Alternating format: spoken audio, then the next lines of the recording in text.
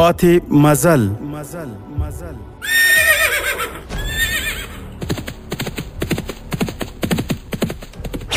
د تاریخي ناولونو ځانګړې خپرونه پاتې مزل د اوسني عصر د ننګونو او فرصتونو هنداره چې د اسلامي تمدن د عروج او انحطاط عوامل روښانه کوي. پاتې مزل د علم او ارتقا پر لاره څراغونه بلوي او د مسلمانانو تیرې سترې واکمنۍ او فرهنګي میراثونه بیانوي.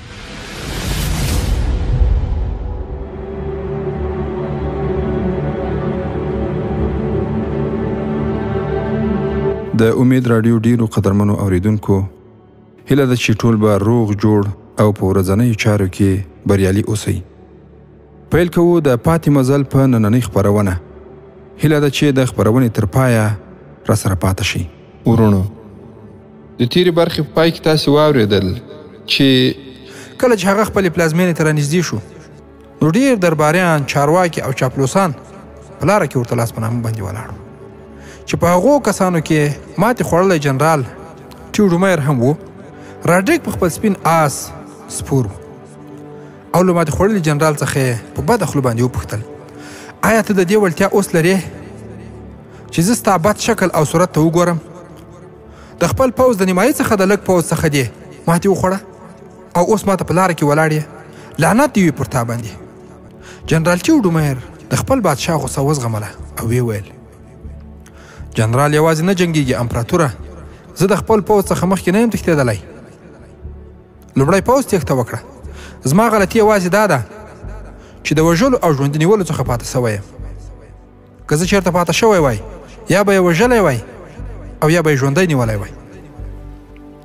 راډریک ټیوډومیر ته نور هم په غوسه شو او بد پیغورونه یې ورکړل.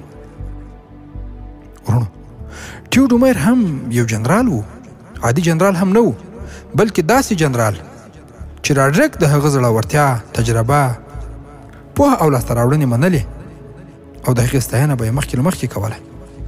بله دا چې غټه نقطه دا وه چې جنرال ټیوډومیر ته د راډریک غلطۍ او کمزوریانې هم معلومې وې.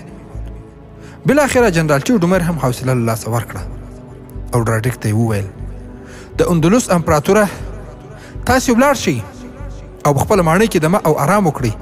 دا یو لک پوځ ما ته راکړئ. زه به دا حمله کوونکي په یوه ورځ کې دل او له سمندر څخه به یې بلې غاړې ته پسې وتښتوم. له کوم هېواد څخه چې راغلي په هغه هېواد به هم ستاسې بیرغ ورپوم. ما ته د پیغور پر ځای باندې تاسې دومره پوځ د ځان سره بوځئ څومره چې زما سره و. که چیرې د یو نالایق جنرال سره هم یو لک پوځ وي هغه به هم داسې غورې او دربې ووهي. ورونو، څرنګه چې د راډریک زخمي رګ د جنرال ټیوډومیر په لاس کې و نو هېڅ یې ونه ویل. کنه د هغه غوندې ظالم او دیکتاتور په وړاندې داسې خبرې کول د خپل ځان لپاره د مرګ غوښتنه ده. راډریک په دې وخت کې میرنیا ولیده چې د بادشاهي حرم ناظمه او ساتونکې وه. راډریک چې کله هغې ته وکتل نو میرنیا سلام او اداب وړاندې کړ. ښکته شوه او ویې ویل: زما لپاره څه حکم دی امپراتوره؟ راډریک وویل: آیا ته په دې نه پوهېږې چې ستا لپاره څه حکم دی؟ څه نوې د ګل غوټۍ شته؟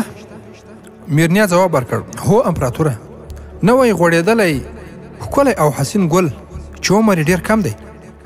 راډریک ورته وویل: هو، هغه له ځانه سره راوله، که بله کومه یوه هم وي هغه هم در سره راوله. د میرمنو ګاډي شاته را روان دي. میرنیا هم راډریک ته په ډکو سترګو باندې وکتل او بیا سلام او اداب وکړ او روانه شو. ورونو، له دغه ځایه څخه لیږ لیرې ډېر ښکلي او قیمتي تجرونه ودرول شول. د هغو په منځ کې بخملي فرشونه غوړېدلي وو. هر لوري ته بادشاهي څوکۍ ایښودل شوې وې. لږ وخت وروسته د راډریک دربار جوړ شو. راډریک له خپل آس ایلیا څخه راښکته شو. په دې ځلېدونکي دربار کې ورننوت. هغه په خپل خوا کې یو درباري ته په غوږ کې څه وویل. هغه ځواب ورکړ: ښاغلی امپراتور، هغه تیار همدلته شته دي. نو د هغه پسې ورغی. ورونو، هغه سړی د کاهن په شان باندې معلومېده چې راډریک ته د هغه په هکله ویل شوي وو چې هغه همدلته دی. د هغه سړي عمر نږدې 80 کاله کېده. د هغه ږیره اوږده او د شیدو په شان باندې سپینه وه. هغه له اوږو څخه تر خنګرو پورې چپنه اغوستې وه. د ملا څخه یې تکه سره ټوټه تړلې وه او په سر باندې یې ګرده خولۍ وه. په غاړه کې د شنو غمیو امیل ځوړند و.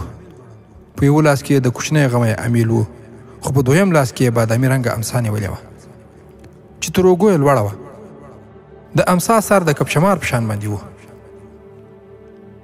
هغه کاهن په کرار کرار باندې روان او راډریک ته ورسېده چې په خپل تخت باندې ناست و. کاهن د عمر، جامو، څیرې، شکل او تللو څخه د درناوي وړ او لایق انسان معلومېده. خو راډریک هغه ته دومره پام ونه کړ چې هغه ته په څنګ کې د کېناستلو لپاره ووایي، بلکې هغه یې خپلې مخې ته همداسې درولې پرېښود. راډریک ورڅخه وپوښتل: ای مشره کاهنه، آیا تا راتلونکی وخت ښه څارلی دی؟ مشر کاهن ورته وویل: هو امپراتوره، خړ ګرد ښکاري چې کله تت او کله تیز شي. او څه پکې ښکاري؟ راډریک ورڅخه وپوښتل: هغه څه دي چې ورکې ښکاري؟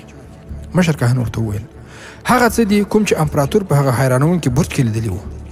راډریک وپوښتل: آیا تا ته ټول هغه څه یاد دي چې ما درته کیسه کړې وه؟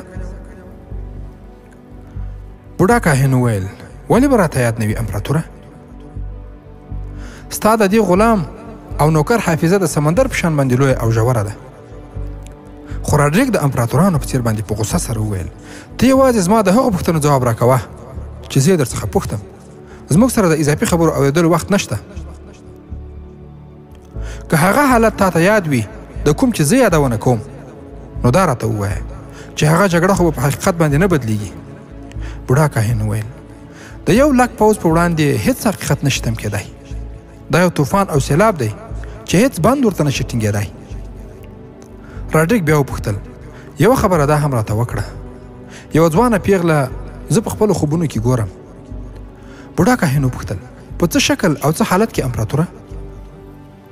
راډریک وویل: په داسې حال کې چې هغه زما په وړاندې ولاړه وي، د هغې سر نه وي، تر غاړې پورې یې تنه او بدن وي، یو دم یې په اوږو باندې سر را پیدا شي، هغه ما ته ځیر ځیر ګوري، بیا په ما باندې ویره راشي، بیا وروسته د هغې پیغلې اواز را پیدا شي او وایي: ستاسې په پادشاهي باندې به هم اسونه وځغلول شي، ستا نوم او نښان به ورک شي. خو په دغه حالت کې د پیغلې شونډې نه خوري، خو اواز یې اورېدل کېږي. بوډا کاهن راډریک ته وویل: آیا امپراتور هغه پیغله پیژني چې څوک ده؟ آیا داسې کومه نجلۍ د امپراتور په ژوند کې تېره شوې او لیدل شوې ده؟ راډریک ځواب ورکړ: هو کې مشره، هغه په پمپلونه کې زما په ژوند کې راغلې وه. هغه د یو سرغړونکي لور وه، ډېر کم عمر یې درلود او هغه ما د ځان لپاره ساتلې وه.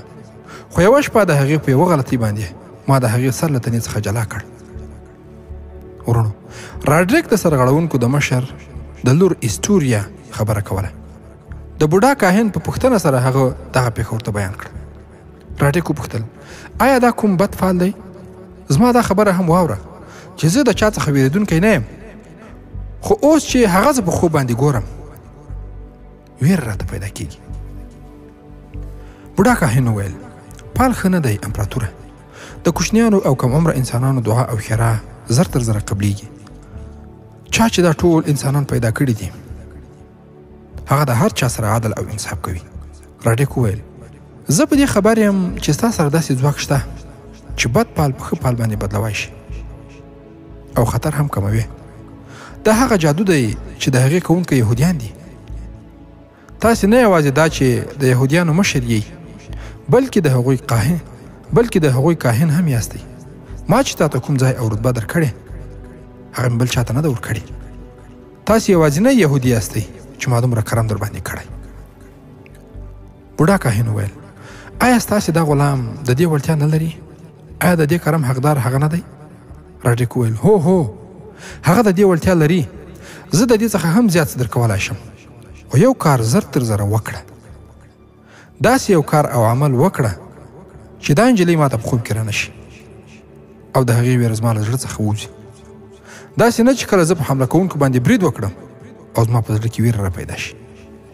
ورونو، دغه پیښه یو پرتګالي تاریخ لیکونکي ډیلو میګو په خپل کتاب د اندلسیانو ځینې پیښې کې لیکلې. راډریک ویرېدونکی ډارن او بېزړه بادشاه نه و او د جګړې د میدان باتور او مېړنی و، خو د دې نجلۍ استوریا د وژلو څخه وروسته پر ده باندې ویره او ډار سپور شوی و.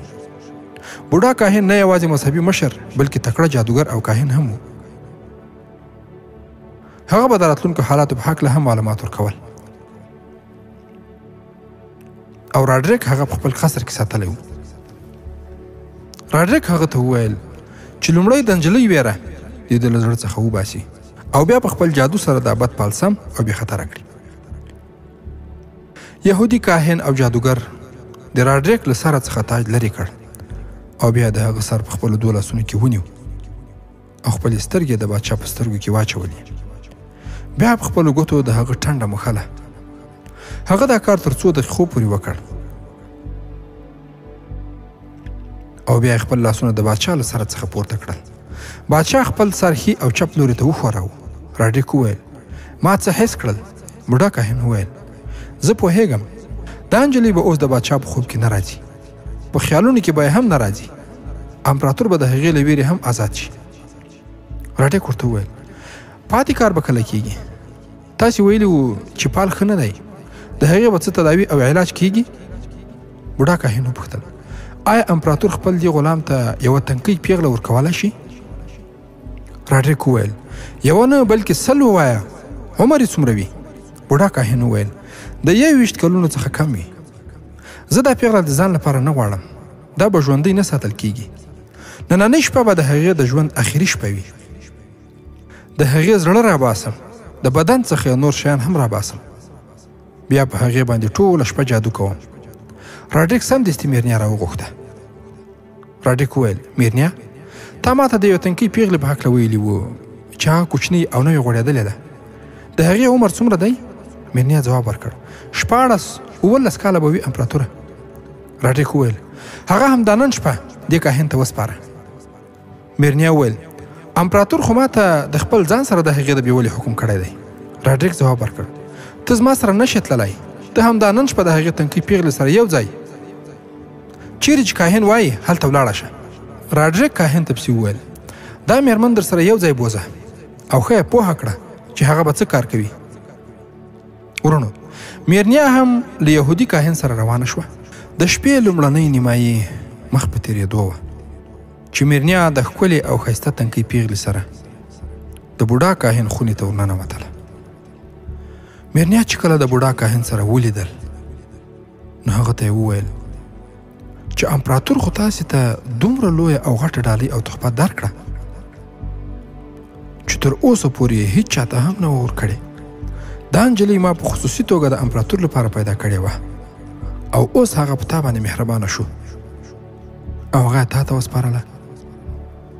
بوډا کاهن د میرنیا څخه وپوښتل آیا تا کله زما خونې ته د کومې ښځې تلل راتلل لیدلي دي؟ زه په دې عمر کې په دې پیغله څه کوم؟ زه دا د بل هدف او مقصد لپاره پکاروم چې د شپې به بیا درته ووایم چې زه پرې څه کوم. ته به دومره احتیاط کوې چې د دې یادونه هیڅ چاته هم ونه کړې. ته به د خپل ځان له منځه تلل نه غواړې. ورونو تنکۍ پیغله چې کله د بوډا کاهن خونې ته ننوتله نو وویرېدله او له میرنیا سره ونښته. هلته په یو میز باندې د انسانانو 3 کوپړۍ پرتې وې. په یو دیوال باندې د انسان اسکلیټ را ځوړند و.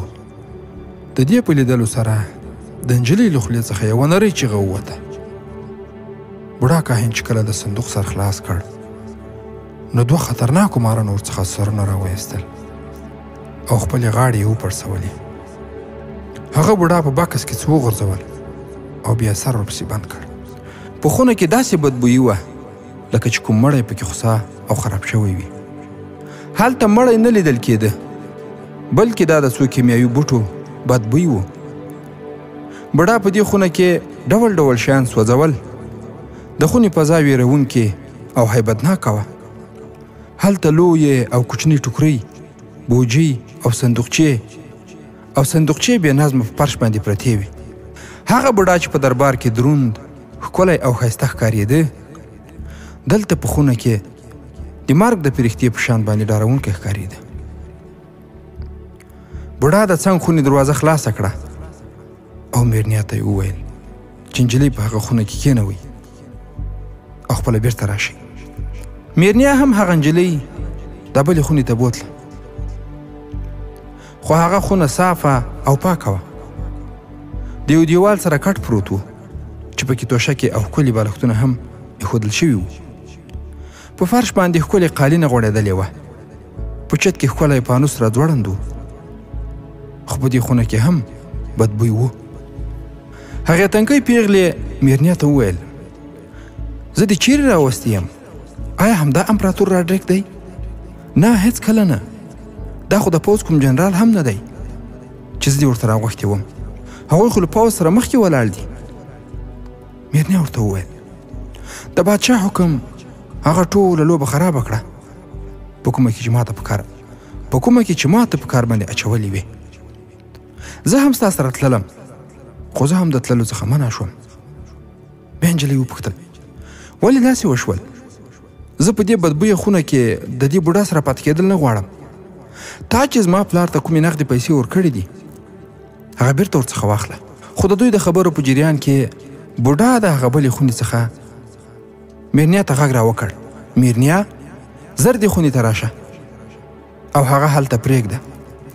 میرنیا په غوږ کې نجلۍ ته وویل ویرېږه مه، زه تا له دې ځایه څخه وباسم، صبر کوه. میرنیا بلې خونې ته د بوډا کاهن څنګ ته ورغله. هلته بیا بوډا جادوګر میرنیا ته وویل زه پوهېږم چې ته هم یهودڼه یې، شاید تا ته به هم څرګنده وي چې زه یهودي یم. ته به زما سره ملګرتیا کوې. د امپراتور د بري او فتح لپاره زه داسې جادو کوم چې ته به ورڅخه وډاره شې، خو باید ډار ونه کړې. میرنیا ورته وویل هیڅ یهودي باید د دې امپراتور د فتح لپاره کار ونه کړي. هغه په دومره زیات پوځ سره حتما بری او فتح پیدا کوي. خو بوډا په غوسه سره میرنیا ته وویل زما په کار کې کار مه لره. د امپراتور لپاره هغه پال ډیر بد او خراب دی. د هغه پال اثر ختمول اړین دي. میرنیا په خندا سره وپوښتل اورېدلې مې دي چې د حمله کوونکو شمیر 11 یا 12 زره دی. د امپراتور په پوځ کې خو یوازې 20 زره سپاره دي. فتح به زموږ د امپراتور وي او تا ته به هم هسې خوشی انعام په لاس باندې درشي چې ګوندې دا ستا کمال و. آیا همداسې نه ده؟ بوډا کاهن وویل په څه چې زه پوهېږم په هغې تو خواره چیرې پوهېږې. څه چې زه درته وایم یوازې هغه کوه.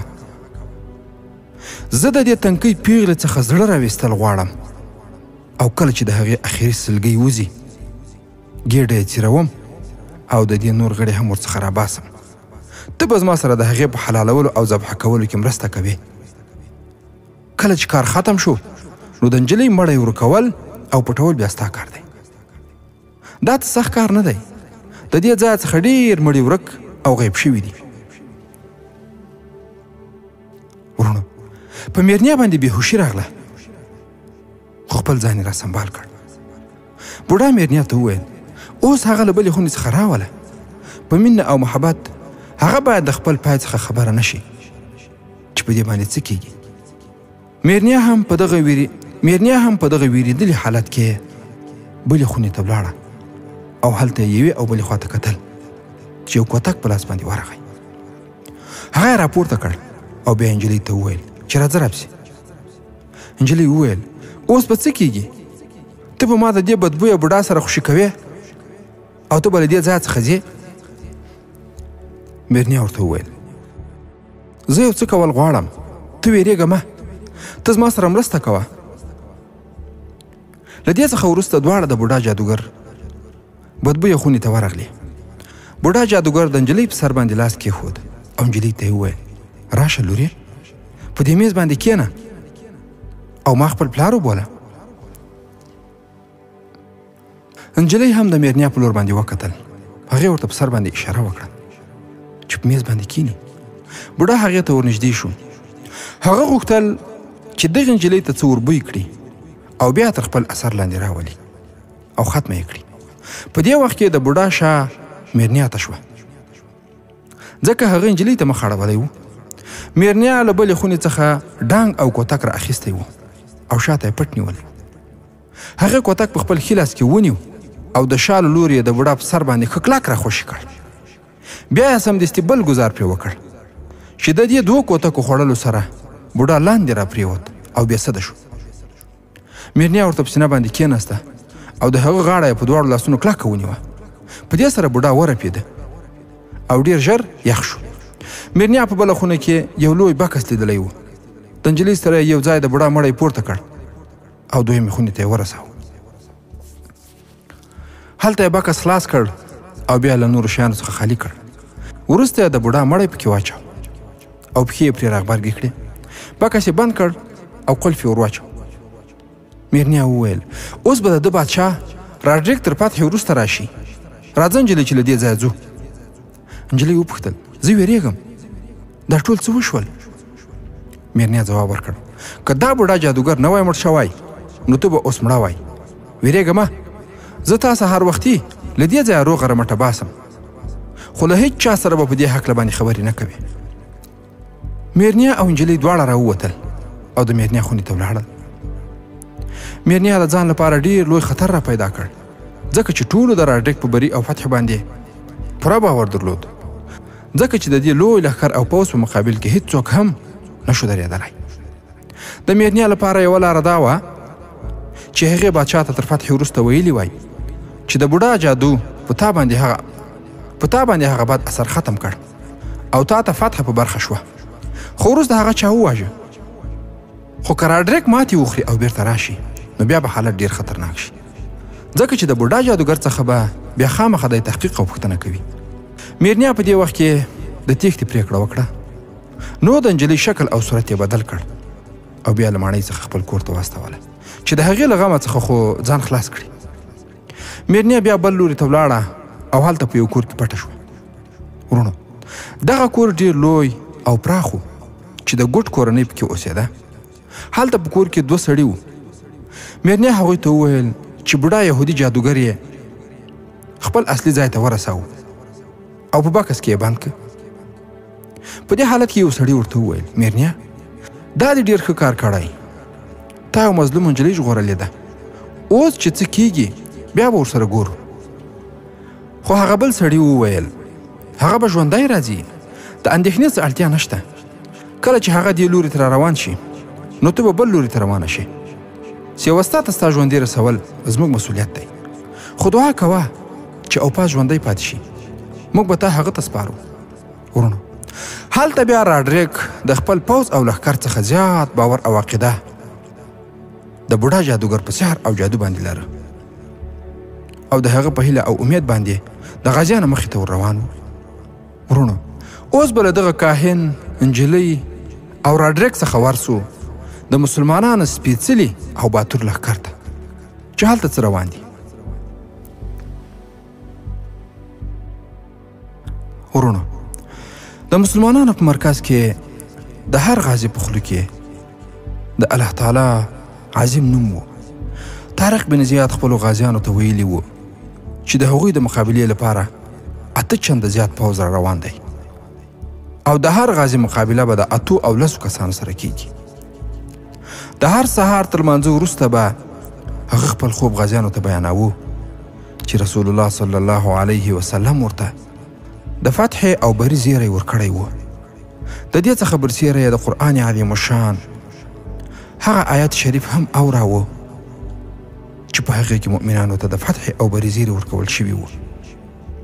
هغه به ویل ډېر ځله داسې شوي دي چې الله جل جلاله کوچنۍ ډلې په لویو ډلو باندې غالب او برلاسي کړي دي.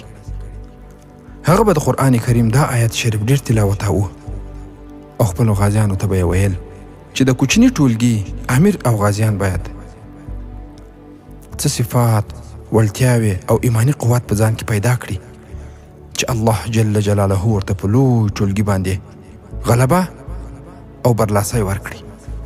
ورونو لکه څنګه مو چې مخکې هم یادونه کړې وه چې د مسلمانانو په ځانګړي ډول د مجاهدینو قائد باید ډېرې ښې ځانګړتیاوې ولري چې هغه په ډېرو کمو خلکو کې پیدا کیږي. د لښکر قاید ته پکار دی چې له جنگ او قتال نه وړاندې د دښمن په لښکر کې معتمد جاسوسان خواره کړي، لکه څنګه چې طارق بن زیاد رحمه الله هم همدغه ترتیب کړی و، تر څو د هغوی له تعداد، وسله او جنگي پلانونو څخه خبر شي. د هغوی د مشرانو او تکړه جنګیالیو نومونه زده کړي، د هغوی په حالاتو ځان خبر کړي، بیا هغوی ته د هغوی د خوښو او مرغوبو شیانو وړاندیز وکړي او د بغاوت لپاره یې تیار کړي، چې دغه ټکي باید د ټولو مجاهدینو، مشرانو او کشرانو ملګرو په یاد وي، ځکه چې په راتلونکي محاذونو کې ان شاء الله تعالی دغه ټکي ډیر پکارېږي. او همدارنګه د لښکر قاید باید په خپل لښکر کې داسې خطونه خواره کړي چې د دښمن جنګیالیو او سردارانو ته منسوب وي او په هغه کې د مسلمانانو له مشرانو او قاید سره د هغوی د اړیکو او وفادارۍ یادونه شوې وي، تر څو د مسلمانانو زړونه مضبوط شي. دغه خطونه دې په دومره پراخه کچه باندې خواره سي چې د دې خبر دښمنانو ته ورسیږي او هغوی په خپلو منځونو کې بې اعتباره او مشکوک شي، صفونه یې مات شي، اختلافات او تفرقه ورکې رامنځته شي. دا ټول کارونه په جنگ کې له دښمنانو سره روا دي، ځکه چې جنگ خدعه یا چل دی.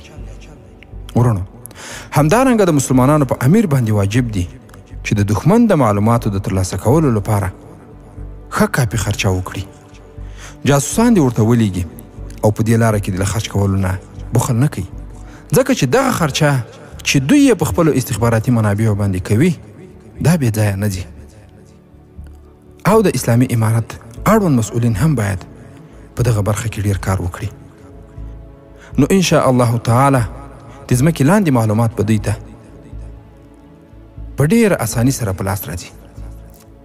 ورونو، که چېرته د مسلمانانو امیر په دغه برخه کې ډیره خرچه وکړي او د دې خرچې په پایله کې په دښمن باندې غلبه هم ترلاسه کړي، نو بیا څه تاوان نشته.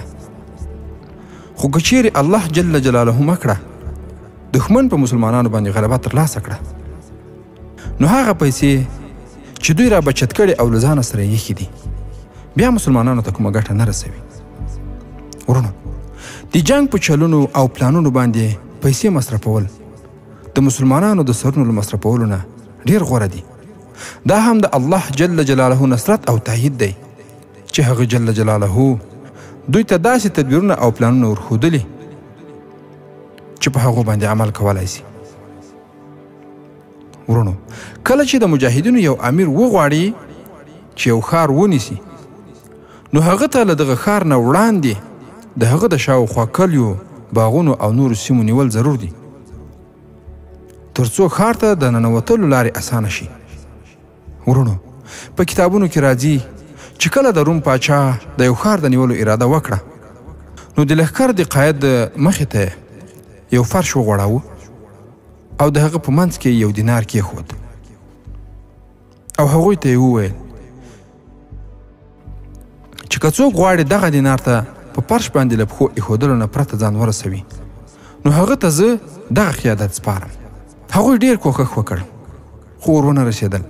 بیا بادشاه د فرش اړخونه راغونډ کړل او دینار ته په اسانۍ سره ور ورسېده.